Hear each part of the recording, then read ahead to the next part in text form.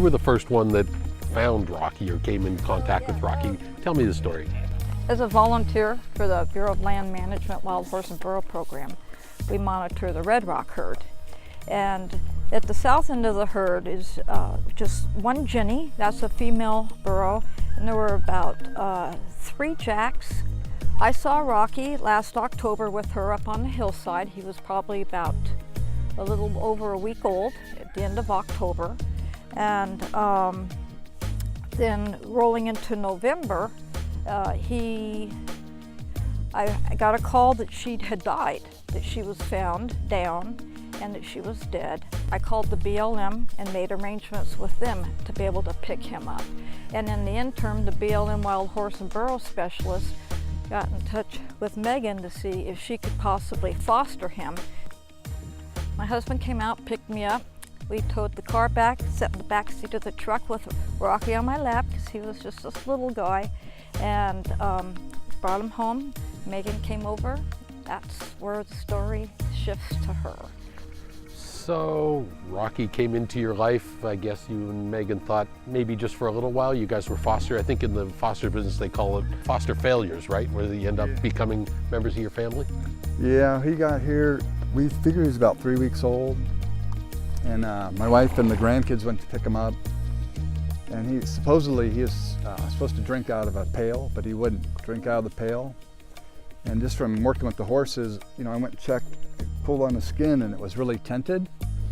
So I knew he was really super dehydrated. We tried feeding him out of a bottle, and he wouldn't take any size nipple. So we had some little dosing syringes for our horses. So we just started, we fed him with that. At the high time, you had to come out and give him like 56 syringefuls. And then it tapered down, you know, to 38 and then 20. And, you know, we'd have to get up at night and go out there and feed him.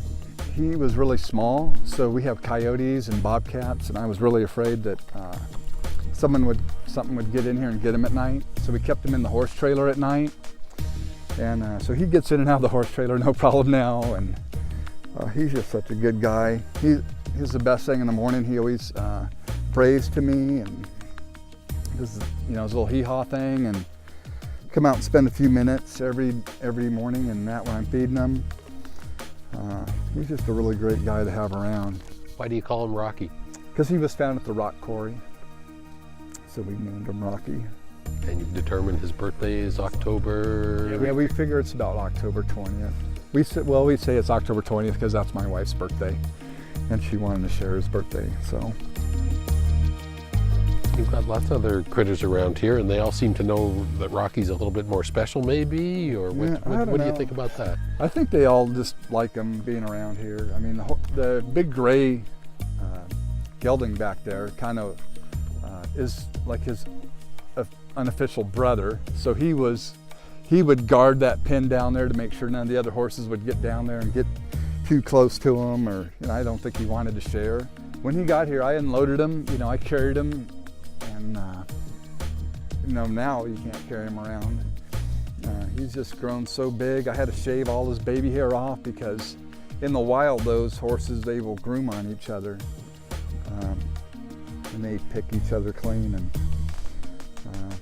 I guess these babies, they'll hang around with their mom for about 2 years. And then that's about how social they are. Then they kind of split off and they do their own thing. Like. So I have like another year with him, and then I think he's going to kind of, like, you know, not be so close. Well, the BLM made the process really easy. I mean, having the donkey basically was just brought here, and so it was really easy for me to you know, just to take over as his mom, kind of a thing. I still try to almost get a little teared up every time just because I think about it. And I really, really liked his mom so much. She was so unique in the fact how she lived her life out in the wild.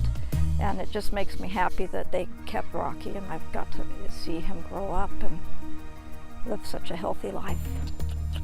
Oh, big boy. I know, he's a big boy. He's a pretty cool pet. I mean, everybody that comes over wants to love on him and learn more about him. It's a lifetime commitment. You make that to this animal, so you can't just rush into it.